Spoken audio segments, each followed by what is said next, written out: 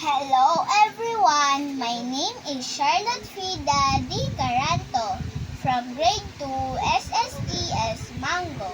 My science teacher is Mrs. Rida V. Romasanta.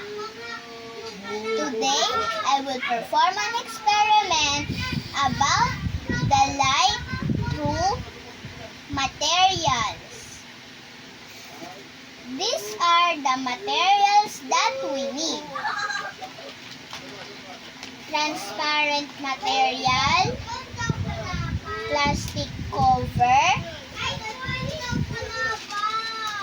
translucent material, wax paper,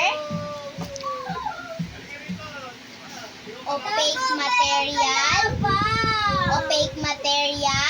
cardboard, white paper to absorb light, and flashlight. Let's start.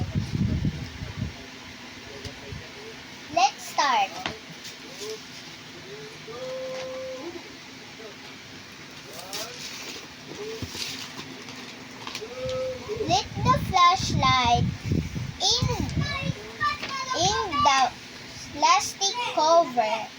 As you can see, the light passes straight through.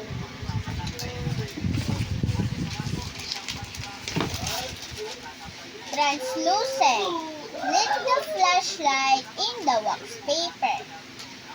Light passes through but scatter, blurring the light.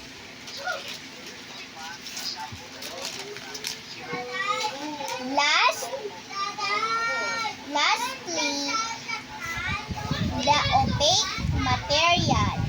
Lit the flashlight in the cardboard. As light does not pass through. Now, you have seen what happened to the light when passes through a transparent, translucent, and opaque materials. I hope you learned something.